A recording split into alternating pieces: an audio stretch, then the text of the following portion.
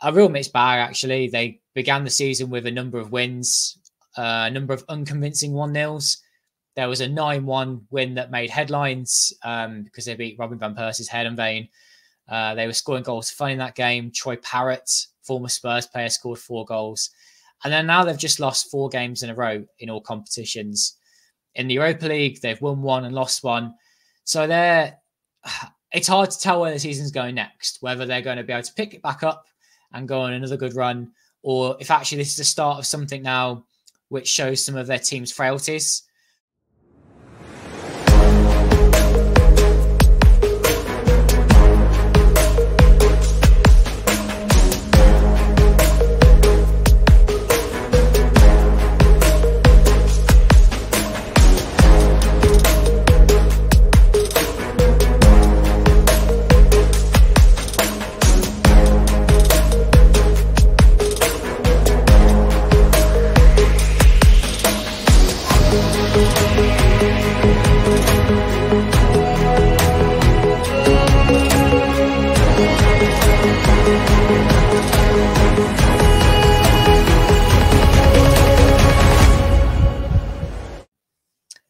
Hi there, Chris. I'm Michael Statham from Football Oranje, and I'm just here to give a rundown of ours at Alkmaar before their tie against Tottenham Hotspur.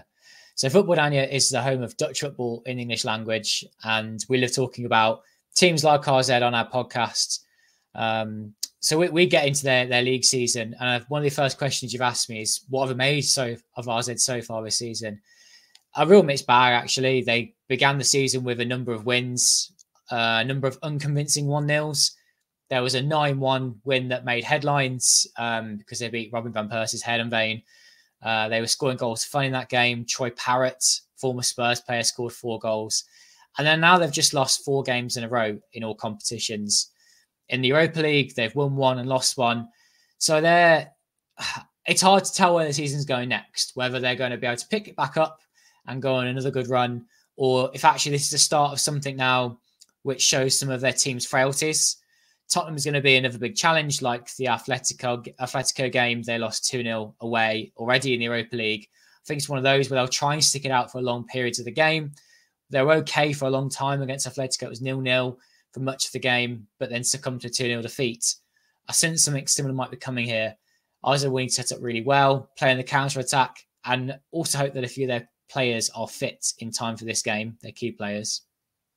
So the manager of RZ is Martin Martens. He was a former RZ player, Belgian player, and he's new in his career. So this is his first managerial job. He's not really set the Eredivisie alight with the football. It's not really different than what RZ are used to. They like having the ball on the ground. They like using the width for the wide players. They're used to, of course, like most Dutch teams, having young players come through the team. Go for big transfers, that kind of thing. So now they're in that kind of intermediary period between bringing players through for the first time and selling them. They're actually trying to build a few up ready for that big move, but it's not going to come in January or anything. Not that they were clinging on to any players throughout this from the summer, other than Vangelis Pavlidis, who left for a big move to Benfica. Troy Parrott has been a replacement up top, and he's had the most touches in the penalty area of any player in the Eredivisie, but has only scored 5 goals so far, 4 in one game. So I think he's been a bit unlucky, but Parrott is someone who's developing with RZ, still learning, and he's flanked by 2 young players, Ibrahim Sadiq, a Ghanaian winger who's been a really good so far this season. Before now, he had quite a low output in front of goal. Sadiq is now changed player, so I'm looking forward to seeing if he makes it fit in time. He's in the right wing. And Ruben van Bommel, son of Mark van Bommel, on the left wing. He's another one to watch out for. In midfield, you've got Jordi Clasie, who is an old Premier League player. He used to play for Southampton. Really steady and great at the ball. And they've just got some young players in defence. The goalkeeper, he's a young Dutch international, Jaden Ouza-Aduro. He's been quite confident between the sticks so far this season. Very few mistakes. So I think there are players here that if you keep tabs on them this season and beyond, they will be going on to make big moves. I'm sure of it. But they're in that kind of time now where they're making mistakes. They're young and they're learning all together. That kind of sums up AZ in a nutshell, if you like. With AZ fans feeling confident of a good result against Tottenham, I'd say no. This side, if you were to compare them to an English side, they're that kind of between a Premier League and Championship side in terms of quality. They've got moments of brilliance actually of this level, but then also have quite young players, so they've got some frailties in there. And sometimes it can be a little bit flat in the final third. Not going to lie. Tottenham this season, well, I'm an Aston Villa fan, and as you might be able to have the scarves behind me over there. Tottenham are a team I keep a close eye on, and they're obviously full of quality. They do particularly well. I notice.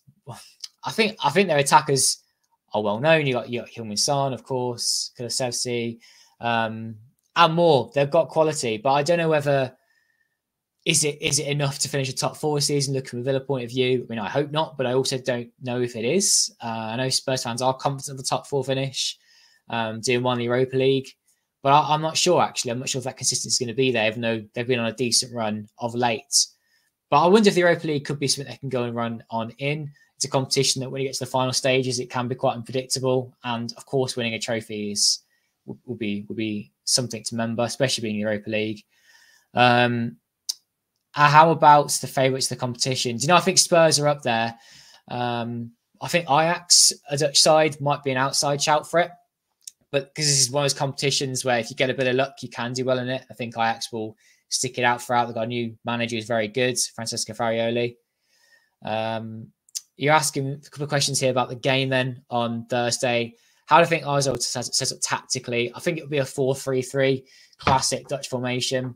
2 wingers flanking Troy Parrott.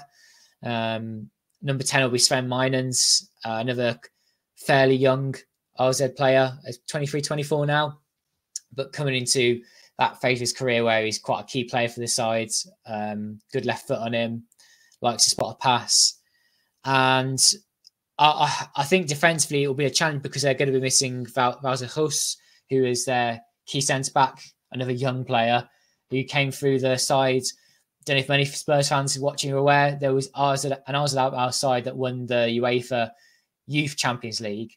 And several of those players are now in the AZ starting 11. Hus is one of those. Maxim Decker, who probably will be starting this game in Hus's place, who was injured. He was another one. Full of talent. But I just think AZ will have too much. Spurs will have too much for AZ, even with a few changes. And it's a game that I think will be... it'll have its moments where I think tests Spurs. A little bit like how FC Twente did against Manchester United. But Spurs are better than United. And Twente, I think, were playing out their skins. And I don't know if AZ have quite got that mentality at the moment, that motivation. They're not on a good run, like I said, lost the last 4. So for me, a fairly comfortable Spurs win in the end. I hope it's not. I hope it's more of a game. So I'm going to go 3-0 Spurs.